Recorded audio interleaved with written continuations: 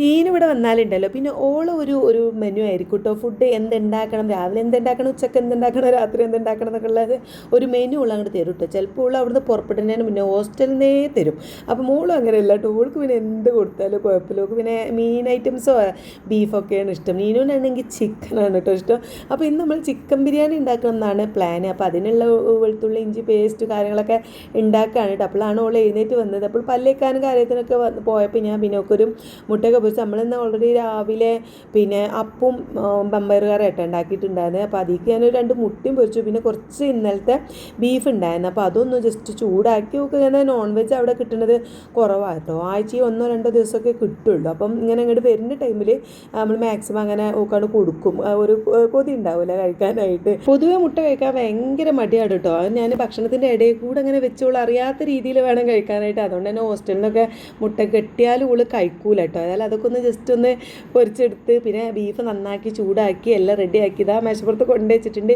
പിന്നെ അറിയാമല്ലോ നമ്മൾ വായിലേക്ക് വെച്ച് കൊടുത്താലല്ലേ ഇറങ്ങുള്ളൂ. പിന്നെ ഞാൻ ഏത് ടൈമില്ലെങ്കിലും മോള് വരുമ്പോഴല്ലേ എന്ന് കരുതിയിട്ട് അങ്ങനെ വാരി കൊടുക്കും കേട്ടോ. അപ്പോൾ ഞാനൊരു ഫിലിമും കണ്ടുകൊണ്ടിരിക്കുന്നുണ്ട്. ഓളെന്തൊക്കെയോ റീൽസും കാണുന്നുണ്ട്. ആ സമയത്താണ് മീനെ മൂപ്പര് ബിരിയാണി വെക്കാനുള്ള ചിക്കൻ കൊണ്ടുവന്നത്. മീൻ ഓൾറെഡി ഉണ്ട്, അത് നമ്മൾ ഫ്രിഡ്ജൊക്കെ വെച്ചിട്ടുണ്ട് കേട്ടോ. അപ്പോൾ ഞാൻ വേഗം ഓളെ ഫുഡൊക്കെ കഴിഞ്ഞ് അത് ചിക്കനൊക്കെ നന്നാക്കാൻ വേണ്ടി നിന്നു. അത് കഴുകി വെച്ചു. പിന്നെ ഇവിടെ ചിക്കൻ വാങ്ങുമ്പോഴാണ് കേട്ടോ ഒരു ട്രേ മുട്ടയും വാങ്ങും. അപ്പോൾ അതൊക്കെ ഇറക്കിപ്പുറക്കി നമ്മൾ പാത്രത്തിൽ വെച്ചിട്ട് ഫ്രിഡ്ജിലേക്ക് അതും കൊണ്ടുപോയി വെച്ചു.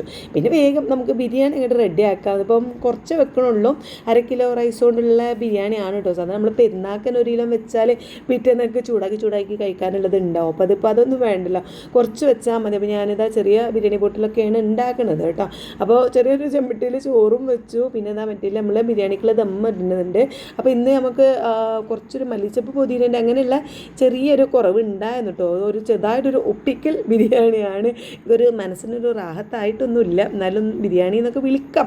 അപ്പോൾ കുറച്ച് ചിക്കൻ എടുത്തിട്ട് മസാലയും തേച്ച് വെച്ചിട്ടുണ്ട്. അങ്ങനെ ദമ്മ് റെഡി. നീ അവിടെ വന്ന് നോക്കിയപ്പോൾ നീനുട്ടി കിടക്ക് തന്നെയാണ് കേട്ടോ. ഉള്ളു ഫുഡ് കഴിക്കാൻ പുറത്തിറങ്ങും, വീണ്ടും കിടക്കും. ഒരു ദിവസമല്ലല്ലേ, ബാക്കിയുള്ള ദിവസമൊക്കെ ഉള്ളു പണി എടുക്കല്ലേ. അപ്പോൾ എന്തായാലും പിന്നെ ഞാനൊരു 10-15 മിനിറ്റ് ദമ്മ് വെച്ചതിന് ശേഷം ബിരിയാണി ദമ്മ് പൊളിക്കാൻ വേണ്ടി വന്നതാട്ടോ. ആ സമയത്ത് പിന്നെ ചിക്കൻ പൊരിക്കാനും പപ്പടം പൊരിക്കാനൊക്കെ നിന്നു.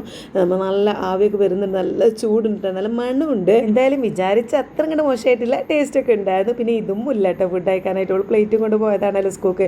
അവൾ അവിടെ നിന്ന് കഴിച്ച് പിന്നെ വൈകുന്നേരം വരുമ്പോൾ കൊടുക്കാമെന്ന് കരുതി. ഏതായാലും കണ്ടത് ഞാൻ അധികം ഒന്നും ഉണ്ടാക്കിയിട്ടില്ല. അത് അത്രയും മസാലയും ഇത്രയും റൈസ് തന്നെ ഉള്ളൂ കേട്ടോ. പിന്നെ ബാക്കി ചിക്കനും കൂടി പൊരിച്ചിട്ട് എൻ്റെ ഹസ്ബൻഡിന് ഫുഡ് കൊടുത്തു. പിന്നെ ഞാനും നീനുട്ടി കൂടി ഒരു പ്ലേറ്റിൽ നിന്നാണ് കഴിക്കുന്നത് കേട്ടോ. കാരണം ഏതായാലും ഒക്കെ വാരി കൊടുക്കണമല്ലോ, അതിൻ്റെ ഇടയിൽ കൂടി ഞാനും കഴിക്കാമെന്ന് കരുതി. അപ്പോൾ ഇതൊക്കെയാണ് നമ്മുടെ കുഞ്ഞു വിശേഷങ്ങൾ. അപ്പോൾ അടുത്ത വിശേഷങ്ങളായിട്ട് നമുക്ക് അടുത്ത വീഡിയോ കാണാം. Bye bye.